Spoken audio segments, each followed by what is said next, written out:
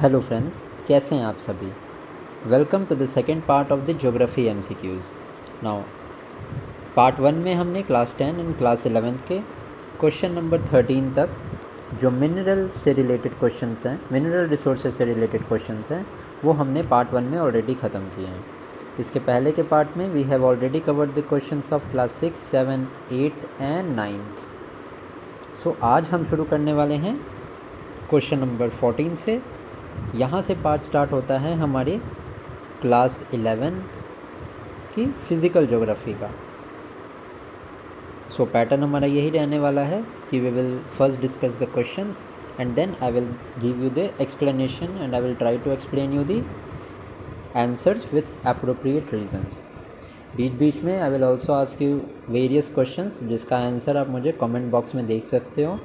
इससे आपका रिवीजन और ज़्यादा स्ट्रॉन्ग हो जाएगा। Now without wasting time, let's start with the question number 14. अगर नोट्स बना रहे हो तो वहाँ पे फिज़िकल ज्योग्राफी मार्क कर लेना। अब क्वेश्चन सारे फिज़िकल ज्योग्राफी से ही आएंगे, majority of the question. First question is regional geography was developed by Alexander von Humboldt and the second statement is general geography was developed by Carl Ritter. Now अगर geography की बात हम करें तो geography is divided into two part. The first one is objective geography और second is regional geography. Objective geography को हम systematic geography भी बोलते हैं, which is general in nature. General for example earthquakes, मतलब जनरल स्ट्रीम की चीज़ें होती हैं। Regional is area specific. तो जो ऑब्जेक्टिव ज्योग्राफी थी हमारी, उसका कंसेप्ट दिया था अलेक्जेंडर वॉन हम्बोल्ट ने, where as the concept of regional geography was given by Carl Ritter. So इस क्वेश्चन में इसने रिवर्स कर दिया है। रीजनल ज्योग्राफी का करेक्ट आंसर यहाँ पे कार्ल रिटर होगा, वेयर एज जनरल ज्योग्राफी का होगा Alexander von Humboldt. That is why हमें ट्रू स्टेटमेंट बताना है, तो neither of the statement is true. Now अब आ गया next question. This question is from the chapter earthquake and earthquake से रिलेटेड नेक्स्ट जो 1 से 1.5 मिनट में जो मैं आपको चीज़ें बता रहा हूँ, that are the most important. इसकी मदद से आप you can solve most of the question. See waves are of two type, एक तो पी वेव्स होता है, second one are S waves. देखो जो पी वेव्स होती हैं, ठीक है, पी वेव्स की अगर हम बात करें, पी वेव्स और S wave, P waves is parallel to the angle of propagation और एस वेव परपेंडिकुलर होती है। नाउ पी वेव की क्वालिटी होती है कि it can travel in solid, liquid and gas, तीनों मीडियम में ट्रैवल कर सकती है। तो we know that our earth crust में is made up of solid, जो कि अपर मोस्ट हमारा lithosphere is made up of solid. जब हम मेंटल में जाते हैं तो मेंटल में there is lava which is liquid, so it originates from deep down the earth. इतनी बात आपको समझ में आ गई। जबकि एस वेव का क्या होता है, it can only travel through solid. अब यहाँ से इसके शैडो जोन का पॉइंट बनता है। आप मुझे बताओ, अगर पी वेव्स तीनों मीडियम में ट्रैवल कर पा रही हैं, that is solid, liquid and gas, तो ऑब्वियसली इसका शैडो जोन कम होगा। ठीक है, that is why P waves का shadow zone is from 105 degree to 145 degree. इसके बीच का एरिया इज शैडो जोन, मतलब कि पी वेव्स ट्रैवल कर ही नहीं पाएंगी। एस वेव्स वी नो कि बस आउटर सरफेस में, बट जहाँ पे सॉलिड सॉलिड है वहाँ ट्रैवल करेंगी। तो जब ये एस वेव हिट करेंगी तो सॉलिड में ट्रैवल करेंगी, तो यहाँ तक तो ये आ जाएंगी, बट नीचे जो मेंटल है, जहाँ पे हमारा लिक्विड पोर्शन है, वहाँ तो ये जा ही नहीं पाएंगी, तो ये डेविएट हो जाएंगी यहाँ से। It can not go inside, deep inside the core of the earth. That is why shadow zone जो होता है एस वेव का, 105 डिग्री के बियॉन्ड जो भी एरिया होता है वो शैडो जोन होता है। मतलब 105 डिग्री के बाद ये ट्रैवल ही नहीं कर पाती हैं। I hope you have understand all the concept. Now जो क्वेश्चन है हमारा वो देख लेते हैं। The shadow zone of one earthquake is completely different from the shadow zone of the another earthquake, and seismograph record only the arrival of S wave beyond 105 degree from the epicentre. अभी मैंने क्या बोला, S wave can only travel through solid medium, that is Y जो इसका shadow zone होता है it is 105 degree के beyond, आगे जो भी जोन होगा दैट इज़ शेडो जोन। ठीक है, तो ये तो 145 तक ट्रैवलिंग नहीं करेगी, ये करेगी 105 डिग्री तक, दैट इज़ वाई स्टेटमेंट हमारा गलत हो गया। और जो शैडो जोन है एक अर्थक्वेक का वो ऑब्वियसली डिफरेंट होगा, क्योंकि किसी अर्थक्वेक में पी वेव्स ज़्यादा हो सकती हैं, किसी में हो सकता है कि एस वेव्स ज़्यादा हों, क्योंकि डेप्थ पे डिपेंड करता है ना। जब भी अर्थक्वेक आता है आप न्यूज़ पे देखते होगे कि इतने मीटर डीप उसका एपी सेंटर था, 30 किलोमीटर्स डीप सेंटर था, 100 किलोमीटर डीप सेंटर था। तो ये नीचे डेप्थ के साथ ही the travel of waves is also dependent. ठीक है, तो वहाँ पे P waves and S waves पे भी फ़र्क पड़ जाता है, that is why shadow zone हर अर्थक्वेक का इज़ डिफरेंट, क्योंकि हमें हर अर्थक्वेक में ये देखना होता है कि P waves and S waves का क्या प्रोपागेशन है। दैट इज़ वाई स्टेटमेंट 1 हमारा ट्रू है। यहाँ पे ट्रू मैंने बता दिया आपको logically why it is wrong. So हमारा यहाँ पे 15 का only 1 will be the correct answer.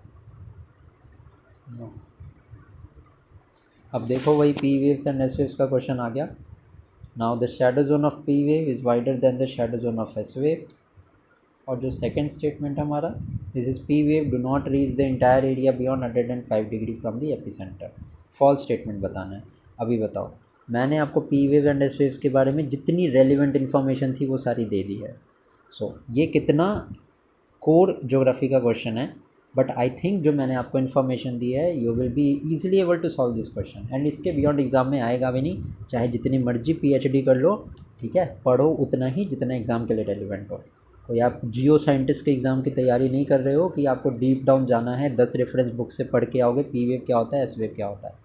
ठीक है, एक चीज़ और कर लेना, एल वेव्स जो होती हैं these are the most destructive waves. ये एक एडिशनल अपने नोट्स में ऐड कर लेना, सबसे ज़्यादा डिस्ट्रक्टिव हमारी एल वेव्स होती है। Now shadow zone of P wave is wider, कहाँ से वाइडर, गलत स्टेटमेंट है ना। एस वेव की वाइडर है, क्योंकि 105 डिग्री के आगे सारा जोन सारा जो जोन होता है that is shadow zone. P waves की बात करें तो 105 डिग्री से 145 डिग्री, तो ऑब्वियसली इसका एरिया इज़ लेस, तो ये स्टेटमेंट हमारा गलत हो गया। P waves do not reach an area beyond 105 degree, नहीं भाई, पी वेव्स तो 145 डिग्री तक जाती हैं, 105 degree to 145 degree, that is why यहाँ पे ये भी गलत हो गया। सो हमारा फॉल्स स्टेटमेंट हो गए बोथ 1 एंड 2, दोनों स्टेटमेंट हमारे यहाँ पे फॉल्स हैं। अब ये वोल्केनो आ गया। अब volcano is really important for your examination, 1 से 2 क्वेश्चन आ सकते हैं। So let me explain you some concept about the volcano. अब देखो, वोल्केनो के ना टाइप्स होते हैं। टाइप्स क्या होते हैं पहले उसको लिख लो। The first one is shield volcano, second one is composite volcano, the third one is caldera, एक होता है डॉर्मेंट, और एक होता है स्ट्रेटो वोल्केनो। ठीक है, ये नोट कर लिया। सबसे पहले हम शील्ड वोल्केनो के बारे में कुछ इन्फॉर्मेशन देखते हैं। Shield volcano, what is shield volcano? So it is the largest volcano, ये बिल्कुल लार्जेस्ट होता है। It is in the shape of dome, it is like a dome, dome shaped होता है। मेरी ड्राइंग ज़्यादा अच्छी नहीं है तो ये रेफरेंस के लिए आप समझ लेना, this is a dome shaped. ठीक है, it is made up of basalt, basalt से बना होता है। ठीक है, and an example of this is Hawaii का एक फेमस वॉल्केनो है Mount Loa, this is an example of shield volcano. तो हमने क्या देखा, it is the largest volcano, it is dome shaped, made up of basalt, and Mount Loa of Hawaii is an example of shield volcano. Now second one let's see, मैंने बताया था composite volcano.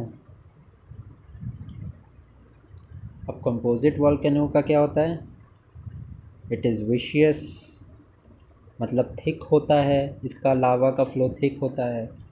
It is cooler as compared to shield volcano.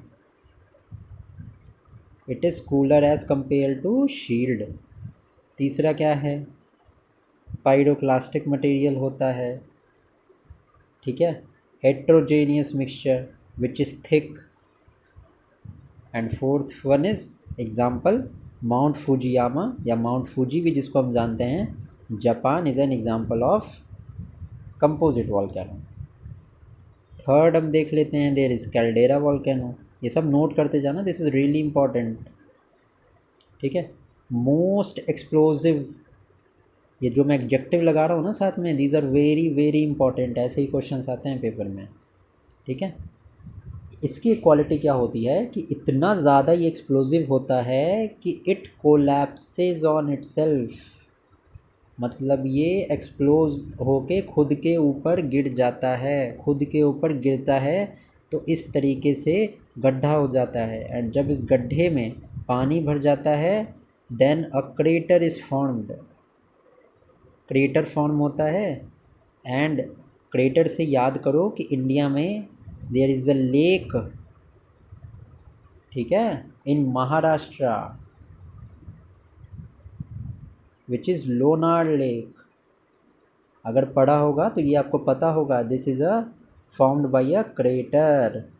तो ये caldera volcano का एक example है, ठीक है.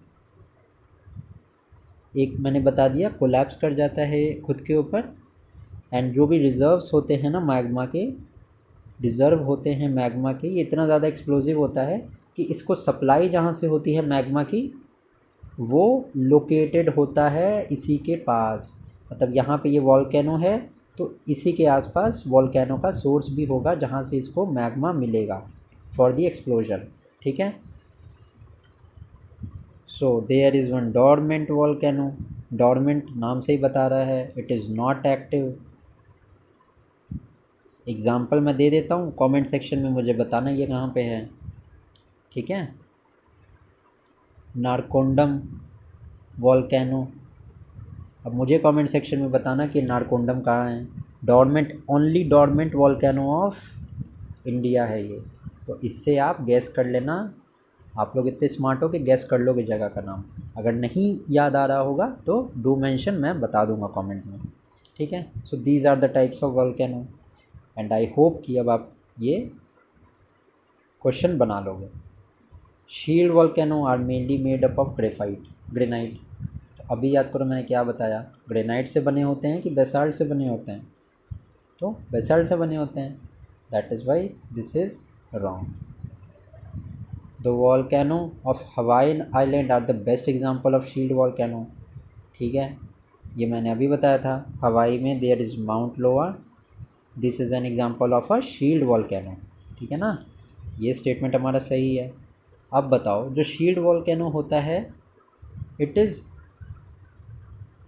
Not very steep. बताया था मैंने, क्या बोल रहा है कि स्लोप इसका स्टीप होता है. No, this is not steep, क्योंकि बहुत फ्लूइड होता है ये. दैट इज़ वाई स्टेटमेंट हमारा गलत है. Only 2 statements are false here. Third statement हमारा यहाँ पे सही है. अब 18th क्वेश्चन भी हमारा is on the volcanoes itself.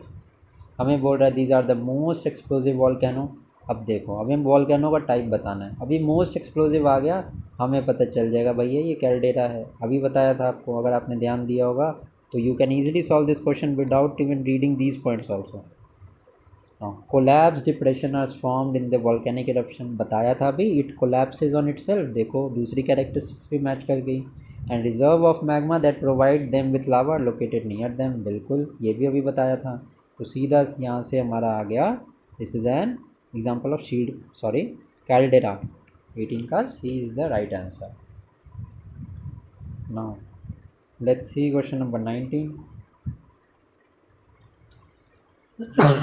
अब देखो, वॉल्केनिक इरप्शन होता है, तो वॉल्केनिक इरप्शन क्या, ऊपर से तो हमें दिखता है कि भाई SO2, कार्बन डाइऑक्साइड, NO2, ये अलग अलग गैसेस निकल रही हैं. लेकिन इंटरनली जब मैग्मा विल बर्स्ट आउट, तो it will create some of the features. Features का मतलब some of the design type का आप मान लो कि किसी का कुछ डिज़ाइन होगा अंदर में, inside that volcano structures will be form. उन स्ट्रक्चर को ही हम अलग अलग नामों से जानते हैं, बस उसी का अलग अलग नाम है यहाँ पे। तो देखो इसको आप अपने नोट्स में ऐड कर देना। जो सिल्स होते हैं, जो शीट होते हैं, ठीक है, these are always horizontal deposit, and जो डाइक्स होते हैं these are just like sills but ये वर्टिकल होते हैं। अब देखो मैं तुम्हें उतना ही बता रहा हूँ, मैं आप लोगों को उतना ही बता रहा हूँ जितना आप लोगों के लिए इम्पॉर्टेंट है for the examination point of view. अभी इसकी पीएचडी ना तो मैंने की है क्योंकि मुझे इम्पॉर्टेंट नहीं लगती, ठीक है, ना आप करना, आप सिर्फ रेफरेंस के लिए जान लो। अगर आपको मैक्सिमम पूछेगा ना क्वेश्चन तो ये पूछ सकता है स्ट्रक्चर क्या होता है, भैया सिल्स हॉरिजॉन्टल होता है, डाइक्स होता है vertical, this is enough, and it is these both are related to volcanoes. Volcano के लैंडफॉर्म से ये रिलेटेड है, बस that is it, nothing else will be asked out of this, ठीक है। Now deposit of lava in horizontal direction in the form of saucer. तो phacolith नहीं, जो हमारा लैपोलिथ होता है ये कॉनकेव शेप में होता है, कॉनकेव शेप में होता है, and these are saucer shaped ऐसे, ठीक है। तो ये ध्यान रखना, फैकोलिथ गलत है, सिल्स एंड डाइक्स इंपॉर्टेंट है, इसको ध्यान रखना, these are horizontal and dykes are vertical. तो हमारा यहाँ पे 2 और 3 करेक्टली मैच्ड है ना। अब देख लो, अब यहाँ पे टिलाइट की बात आ गई। टिलाइट आपको इतना पता होना चाहिए कि ये किससे रिलेटेड है, बस that's it, you do not need anything else. इसके अलावा आपको कुछ भी नहीं चाहिए। चाहे PYQs निकाल के देख लेना, UPSC तक में इतना डीपली नहीं पूछते हैं वो, ठीक है, अनलेस अनटिल आपका ज्योग्राफी ऑप्शनल है। तो अगर ऑप्शनल है तो you can search on YouTube, बहुत से टीचर्स ने पढ़ाया है वो। ऑप्शनल के बारे में तो मैं नहीं पढ़ा सकता आपको इतने डिटेल में क्योंकि मेरा ऑप्शनल नहीं है ज्योग्राफी। बट अगर you are studying geography for the sake of clearing competitive exams, GS1 का पेपर, अगर आप प्री का पेपर निकालना चाहते हो, सो this is sufficient for you, and trust me when you will give the examination आपको लगेगा this is more than sufficient, ठीक है। नाउ लेट्स सी, देखो ग्लेशियर में, ग्लेशियर जैसे वोल्केनोज होते हैं, वोल्केनो के लैंडफॉर्म होते हैं जो हमने अभी देखा ऊपर, लैकोलिथ था, लैपोलिथ था, सिल्स एंड डाइक्स। इन नामों को लिख लेना बस, एंड इनका लिख लेना कि ये किन से एसोसिएटेड है। अब ग्लेशियर से भी अलग अलग चीज़ें रिलेटेड होती हैं, for example tillites, moraines, these are related to glaciers. अब टिलाइट क्या होता है, टिलाइट एक टाइप की सेडिमेंट्री रॉक होती है ग्लेशियर में, ठीक है। तो यहाँ पे अब देख लेते हैं 20th का क्या है, बेसाल्ट रॉक नहीं, बेसाल्ट नहीं, these are sedimentary rock found by glacier deposit. Next का part of the statement is right, but tillite is a sedimentary rock, ये ऐड कर लेना अपने नोट्स में। दूसरा है glacially form tillite rock provides evidence of ancient climate and displacement of continents. Yes this is true, कुछ भी हो, जैसे फॉर एग्जांपल हमारा गोंडवाना कोल है, गोंडवाना लैंड है, ठीक है।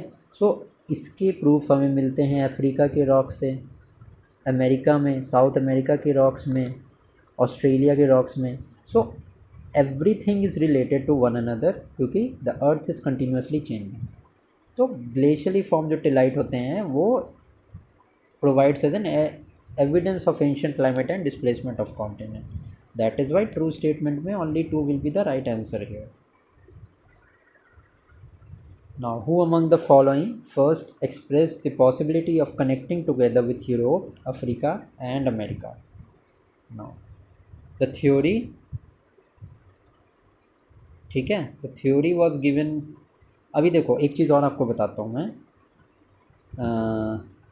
Evidence of ancient climate and displacement of continent से रिगार्डिंग। देखो जो गोंडवाना सेडिमेंट्स हैं, गोंडवाना सेडिमेंट्स हैं वो कौन कौन सी जगह में मिले हैं हमें। एक तो हमारा इंडिया हो गया, देन उसके ट्रेसेस अफ्रीका में मिले, अभी मैंने बताया था, फाल्कलैंड आइलैंड, ठीक है। नेक्स्ट इज़ मेडागास्कर, ठीक है, अंटार्कटिका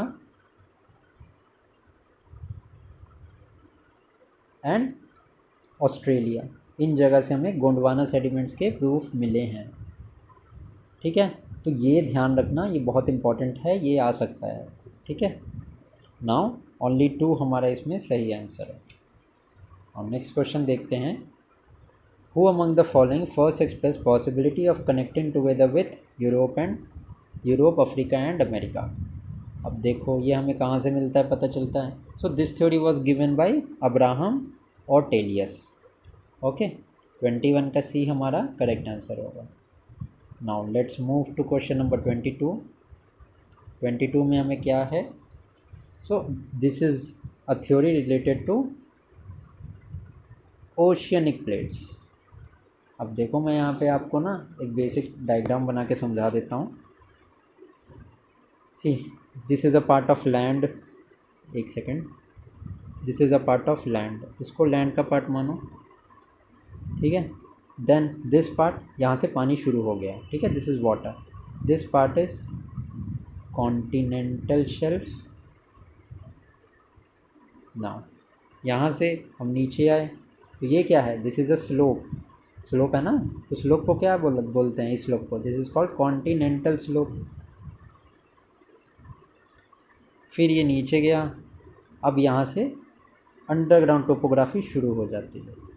सो दिस रीजन, ये भी जो आप देख रहे हो, this is known as abyssal plains. अब ये जो आप अपलिफ्टेड एरिया देख रहे हो, this is the mountain of the ocean which is also known as seamounts. ठीक है, ये बेसिकली बात आपको समझ में आ गई होगी। ठीक है, अबेसल प्लेन बिल्कुल ही लास्ट में, this is the deeper part of the ocean surface. समझ गए? अब देखते हैं क्वेश्चन हमसे क्या पूछ रहा है। 22 हमसे पूछ रहा है these are vast plain found between continental margin and mid oceanic ridge. नहीं भाई, ये तो कॉन्टिनेंटल मार्जिन क्या, कॉन्टिनेंटल शेल्फ के भी नीचे का पार्ट है, देखा था हमने। These are the areas where the sediment washed away from the continent are depositing। नहीं सॉरी, एक सेकेंड, ये स्टेटमेंट तो हमारा गलत है, क्योंकि जो सेडिमेंट वॉश होके आते हैं कॉन्टिनेंट और वो जाके डिपॉजिट होते हैं कॉन्टिनेंटल शेल्फ में। अबेसल प्लेन तो बिल्कुल डीप इनसाइड द वाटर है ना, दिस स्टेटमेंट इज़ रॉन्ग। और ये कहाँ है? कॉन्टिनेंटल राइज का जो एरिया मैंने बताया था आपको, एंड दी अबेसल प्लेन, ठीक है, जिसमें सी माउंट है, यही portion consist of mid oceanic ridge. तो 1 हमारा यहाँ पे करेक्ट है, only 1 is the right answer है। नेक्स्ट थ्योरी है लिथोस्फीयर के रिगार्डिंग एंड कॉन्टिनेंटल प्लेट्स के रिगार्डिंग। अब मैं आपको इसके बारे में कुछ इन्फॉर्मेशन देता हूँ। देखो, टेक्टोनिक प्लेट्स की अगर बात की जाए तो टेक्टोनिक प्लेट्स का एक अलग से नाम होता है lithospheric plates is another name for tectonic plates, तो कंफ्यूज मत होना। Second thing is what is this? तो it is irregular shaped block जिसमें कंटिन्यूस मूवमेंट्स होता है। ठीक है, टेक्टोनिक प्लेट में भैया कॉन्टिनेंटल प्लेट भी होती हैं प्लस ओशियनिक प्लेट भी होती हैं।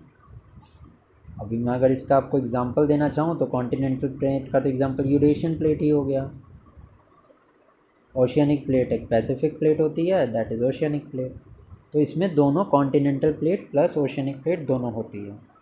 ठीक है, नाउ आइए पहला क्वेश्चन देखते हैं। A tectonic plate consist only of continental lithosphere? No, not continent but oceanic component is also there, that is why पहला स्टेटमेंट हमारा फॉल्स है। हमें फॉल्स स्टेटमेंट बताना है। The Eurasian plate is called continental plate, यह भी बताया मैंने, this is right. Only the crust is included in the lithosphere. अब लिथोस्फीयर की बात करें, lithosphere consist of crust plus upper mantle. इसमें also comes the area which is known as asthenosphere, upper mantle का पार्ट होता है ये। ठीक है, एंड जो लिथोस्फीयर की जो थिकनेस होती है ना कॉन्टिनेंट में, this thickness is around 200 kilometre continent में, एंड इन ओशियन की अगर थिकनेस की बात की जाए तो 5 किलोमीटर टू 100 किलोमीटर्स होती है। अब ये किलोमीटर वाला मैंने आपको क्यों बताया? क्योंकि बहुत सारे एग्ज़ाम्स में भी क्वेश्चन आ रहा है कि ओशियनिक क्रस्ट जो है it is thicker than continental crust. तो लोगों को लगेगा भाई कि थोड़ा ही सा तो पार्ट तो ऊपर लैंड का सरफेस बनाता है, तो ऑब्वियसली ओशियनिक क्रस्ट हमारी ज़्यादा थिक होगी, बट दस conception is wrong. Continental plates हमारी ज़्यादा थिक होती हैं, ठीक है। तो यहाँ से हमारा जो है ओनली क्रस्ट नहीं भाई, अपर मेंटल भी आता है। सो ये स्टेटमेंट हमारा हो गया गलत, ठीक है। फॉल्स स्टेटमेंट हमें बताना है, तो इसका आंसर बी होगा कि 1 and 2 स्टेटमेंट आर फॉल्स है। अब प्लेट्स की बात आ गई तो नेक्स्ट क्वेश्चन हमारा प्लेट्स पे ही आ गया। अब तुम नोट करते जाना मैं जो आपको बता रहा हूँ। There are 2 types of plates. 2 types of plates हैं। एक हमारे पास मेजर प्लेट्स होती हैं, एक होती हैं हमारे पास माइनर प्लेट्स। अब देखो मेजर माइनर आपने पढ़ा होगा, लेकिन आपको डिफ़िकल्टी होती होगी बहुत ज़्यादा याद करने में। तो एक सिंपल सी चीज़ बताता हूँ। मेजर मतलब क्या? वो जो बड़ा हो, है, सही बात है। तो जितने भी कॉन्टिनेंट हैं वो सब के सब तो बड़े ही हैं। तो जितने भी कॉन्टिनेंट के नाम पे प्लेट है वो सारी मेजर प्लेट्स हैं। अभी बोलोगे कि ये कैसे, तो मैं आपको एग्जांपल दे देता हूँ। देखो भाई, पहला एग्जांपल तो हमारा मेजर प्लेट का आ गया पैसिफिक प्लेट। पैसिफिक ओशन कितना बड़ा है, बताया था ना अभी, ओशियनिक प्लेट्स भी होती हैं। पहली तो आ गई हमारी पैसिफिक, ठीक है। सेकंड प्लेट हमारी आ गई नॉर्थ अमेरिकन प्लेट। थर्ड आ गई साउथ अमेरिकन, खुद रिलेट करते जाओगे आप देखना। फोर्थ आ गई यूरेशियन। फिफ्थ आ गई अंटार्कटिक। सिक्स्थ आ गई सिक्स कौन सी थी, हाँ, इंडो ऑस्ट्रेलियन प्लेट। अब देखो ये मेजर कॉन्टिनेंट्स के ही नाम पे तो है, तो ये मेजर प्लेट्स हो गई सारी। अब बात करते हैं माइनर प्लेट्स के बारे में। सो माइनर प्लेट्स पहले ही देख लेते हैं। अब देखो confusion major and minor plate में सिर्फ एक प्लेट में आएगी, और एक अरेबियन प्लेट होती है, ठीक है। तो अरेबियन आपको लगेगा कि भाई रीजन बहुत बड़ा है, बट अरेबिया कॉन्टिनेंट तो नहीं है ना। दैट इज़ वाई यहाँ से ध्यान रखना, अरेबियन प्लेट हमारी मेजर प्लेट नहीं होती है, this is a minor plate, ठीक है। समझ जाओगे। और इसको नोट डाउन कर लेना, इसको याद कर लेना, ठीक है। कोकोस प्लेट, मैं बात कर रहा हूँ यहाँ पे माइनर प्लेट्स के बारे में। माइनर प्लेट्स में पहली प्लेट, इसको आपको थोड़ा सा याद करना पड़ेगा क्योंकि एग्ज़ाम्स में मैच द फॉलोइंग में ये क्वेश्चन पूछा जाता है। कोकोस प्लेट कहाँ है? ये है in central American region and Pacific ocean. अब जो नेक्स्ट प्लेट आ गई वो नाज़का प्लेट आ गई। अब हम पैसिफिक ओशियन से ही शुरू करते हैं, Pacific ocean and south America, ठीक है। थर्ड आ गई हम अरेबियन प्लेट। अब ये अरेबियन प्लेट जैसे ही आई तो समझ जाना, अरेबियन पेनिनसुला से रिलेटेड जितना भी एरिया होगा that comes under Arabian plate. Fourth आ गई फिलीपींस। सबको पता है Philippines is a south east Asian country, ठीक है। तो Philippine plate and Indian plate of Guiana, ये फिलीपीन प्लेट की बात हो गई। Then comes the Caroline plate. Philippines plate आई थी तो ये भी हमारी फिलीपींस प्लेट, सॉरी ये जो फिलीपींस प्लेट है ना ये फिलीपींस,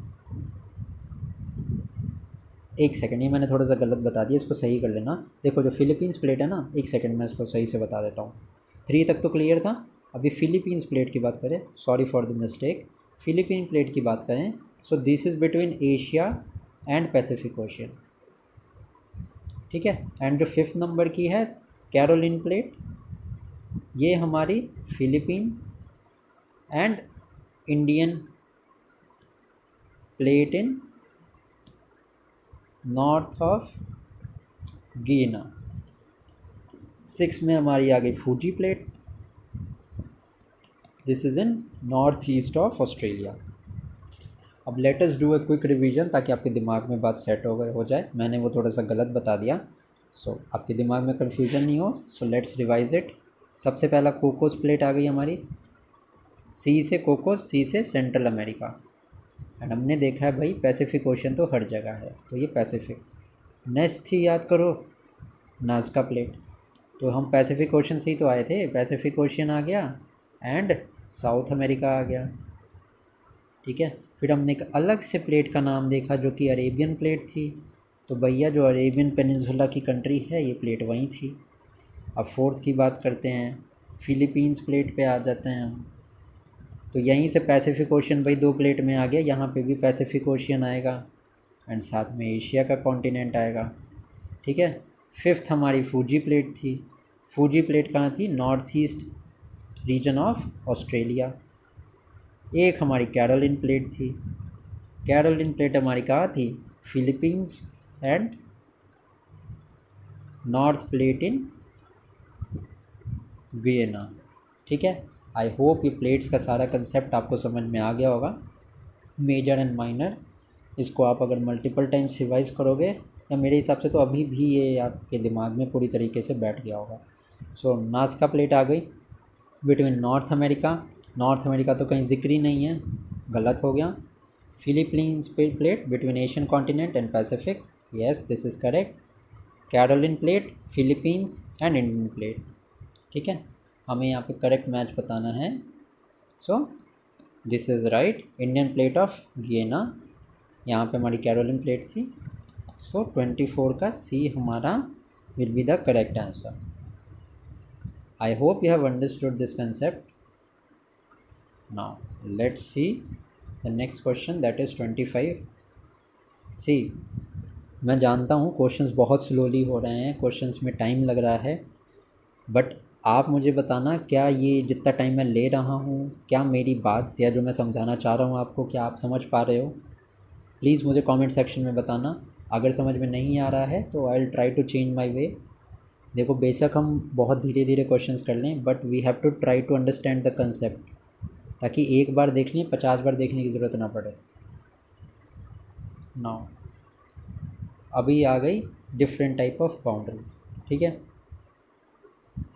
अब बाउंड्री की अगर मूवमेंट की बात करें, 3 टाइप्स की होती हैं, divergent plate boundary, convergent plate boundary and transform boundary. अभी उतना ही बताऊंगा जितना एग्ज़ाम के लिए इम्पॉर्टेंट है, ज़्यादा नहीं बताऊंगा, ठीक है। सबसे पहले देख लेते हैं डाइवर्जेंट बाउंड्री।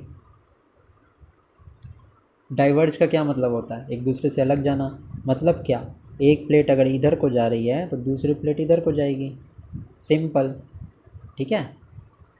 सो जब एक प्लेट इधर को जा रही है, एक प्लेट इधर को जा रही है, there is friction, and friction की वजह से there is a new crust that is formed, नई क्रस्ट फॉर्म होती है, ठीक है। This is the basic idea behind the divergent plate boundary. और जो मिड ओशियनिक रिज है, it is formed by the divergent plate boundary, ठीक है। मिड ओशियनिक रिज कहाँ पे फॉर्म हुई है? तो 2 प्लेट जब एक इधर और एक इधर जाएगी तभी तो होगी, डाइवर्ज करेगी आपस में। सो ये है हमारी American plate and Eurasian African plate. ये जब डाइवर्ज हो रही है then this mid oceanic ridge is form. Convergent की बात करें, कन्वर्जेंट प्लेट बाउंड्री, तो एज द नेम सजेस्ट, एक के ऊपर एक आ रही है, ठीक है, ठीक है, कन्वर्ज हो रही है, एक इधर से आ गई, एक इधर से आ गई, और जब ये आई सो ये यहाँ पे माउंटेन्स फॉर्म हुआ। तो जो माउंटेन फॉर्म होता है that is due to converging plate boundary. Example देख लो आप, एल्प्स माउंटेन है हमारे and there is mount Everest, ये हमारे कन्वर्जेंट प्लेट की बाउंड्री से फॉर्म हुए हैं। Third one is transform. Transform, इस प्लेट बाउंड्री में no action is there, so no new crust formed, ना तो कोई नई क्रस्ट फॉर्म होती है, nor crust gets destroyed. Horizontally plate slide करती हैं, ठीक है। अभी एक ऊपर एक नीचे ऐसे होगी तभी तो कुछ एक्शन होगा ना। अब हॉरिजॉन्टली प्लेट्स जो है वो मूव करती हैं, so that is transform plate boundary. हाँ, let's see the question number 25 now. So question number 25 है हमारा, new crust is form at the divergent boundary. Yes, this is true. Both the creation of new crust and the destruction of new crust takes place at the transform boundary. गलत है। Transform boundary में हमारा कोई भी action नहीं होता है, neither new crust is form nor it is destroyed. Mid Atlantic ridge is an example of convergent boundary. अभी मैंने बताया it is an example of divergent boundary. And कौन कौन सी डाइवर्जेंट बाउंड्री? सबसे पहले तो पहले नंबर की कौन थी? अमेरिकन प्लेट थी, दूसरी थी यूरेशियन प्लेट और अफ्रीकन प्लेट। इनमें मूवमेंट हो रहा था, then the divergent boundary was form. So ये हमारा यहाँ पे ये भी गलत है, ये भी गलत है। तो सही हमारा क्या आंसर होगा? ओनली फॉल्स स्टेटमेंट कितने हैं? 2 फॉल्स स्टेटमेंट है, तो बी आंसर हो गया हमारा। नाउ वेदरिंग की बात करें, ठीक है। सो वेदरिंग देखते हैं। वेदरिंग एक्चुअली में होता क्या है, सबसे पहले तो ये देखते हैं। So it is the breaking down, किसी चीज़ का टूटना। किस चीज़ का? ब्रेकिंग डाउन ऑफ रॉक्स और डिसोल्यूशन ऑफ रॉक्स, ठीक है, on surface of earth. Weathering के एजेंट कौन कौन से हो सकते हैं? जब रेन होती है, रेन इतनी ऊपर से ज़मीन पे गिरती है, जब वो पत्थर पे पड़ती है, स्लो वेदरिंग होती है, ठीक है। Wind is also factor of weathering, ठीक है। तो ये वेदरिंग मैंने आपको बता दिया कि वेदरिंग होती क्या है, ठीक है। 2 टाइप्स ऑफ वेदरिंग होती है, एक होती है केमिकल, दूसरी होती है फिज़िकल। केमिकल में क्या नेसेसरी होता है? वाटर का प्रेजेंस होना चाहिए रिएक्शन को टेक प्लेस करने के लिए, साथ में एयर होनी चाहिए, साथ में heat should be there so that the chemical reaction is complete. अब जो केमिकल का मैंने बताया आपको, केमिकल वेदरिंग के बारे में, व्हाट आर द एग्जांपल? तो कार्बोनेशन वेदरिंग होती है एक, दूसरी हाइड्रेशन होती है।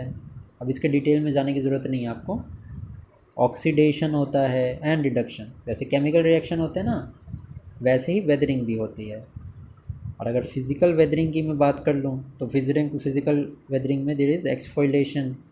एक्सफोलेशन में क्या कि सरफेस पे कहीं क्रैक हुआ, तो क्रैक से वो, जैसे ये रॉक है, रॉक में कहीं क्रैक है, तो ऊपर से पानी पड़ा तो वो एक्सफोलेट, वो रॉक के अंदर चला जाएगा and it will damage the rock and then weathering will start. Exfoliation का मतलब वो होता है मोटे मोटे सेंस में, ठीक है। फ्रीज थॉ, फ्रीज थॉ से ही हमें पता चल रहा है कि भाई बहुत ठंड पड़ती है, आइस या स्नो की वजह से जो वेदरिंग होती है that is freeze thaw. Wetting and drying तो समझ ही जाओगे आप, ठीक है। These are types of the physical weathering. ना इन सीतु एक्स सीतु का पता ही आपको। इन सीतु मतलब क्या? इन सीतु मतलब ऑन द साइट। अब इन सीतु एक्स सीतु किसके संदर्भ में पढ़ा है हमने, किसके रेफरेंस में पढ़ा है? ये पढ़ा है हमने वाइल्ड लाइफ प्रोटेक्शन के सेंस में। तो आप मुझे बताओ, 3 ऑप्शंस दे रहा हूँ आपको, 3 क्वेश्चन पूछ रहा हूँ, आंसर कमेंट सेक्शन में बताना। पहला है नेशनल पार्क, दूसरा है वाइल्ड लाइफ सेंचुरी, तीसरा है ज़ू, चौथा है बायोलॉजिकल पार्क, ठीक है। ये सबका नाम आपने सुना होगा। अब मुझे बताओ इन चारों में से कौन कौन से are the example of in situ conservation and what are the example of ex situ conversation, ठीक है। ये कमेंट सेक्शन में मुझे बताना। तो 26 देखते हैं। Weathering is an in situ process. No it is not, yes it is, क्योंकि उसी जगह पे the chemical reaction takes place, तो this is right. Hydration is an example of physical weathering. No it is not, it is example of chemical weathering. So यहाँ पे हमारा 26 का the correct answer, हमें ट्रू स्टेटमेंट बताना है, only 1 is the true statement, ठीक है। I hope you have understood. अब आते हैं हम नेक्स्ट क्वेश्चन पे। अभी देखो, ये ग्लेशियल, अभी जैसे बताया था ना, ग्लेशियल से क्या क्या रिलेटेड होता है, मोरेन एसोसिएटेड होता है, टिलाइट ग्लेशियर से रिलेटेड होता है, आउटवॉश फैन और ड्रमलिन, ये हमारे ग्लेशियर टोपोग्राफी के एग्जांपल्स हैं। मोरेन का क्या होता है, डेपोजिशन की वजह से फॉर्म होता है, आके कुछ जमा हो जाए वहाँ से ये फॉर्म होता है। आउटवॉश फैन क्या होता है कि स्ट्रीम्स, ब्रेडेड स्ट्रीम्स, ऐसे स्ट्रीम्स आती हैं ग्लेशियर में और आके कलेक्ट हो जाती हैं। ड्रमलिन क्या होता है, filling of heavy rocks, heavy rocks एक जगह इकट्ठे हो जाते हैं, that is known as drumlin. अब इसमें हमें क्या पूछ रहा है, which of the following glacial landform develops due to filling of heavy rock debris. अभी मैंने बताया ग्लेशियर क्रैक, ग्लेशियर में जो क्रैक्स होते हैं वहाँ पे हैवी रॉक्स फिल हो जाते हैं उन क्रैक्स के थ्रू और आइस के अंदर जमा हो जाते हैं। So these are the example of drumlin, that is why C is the right answer.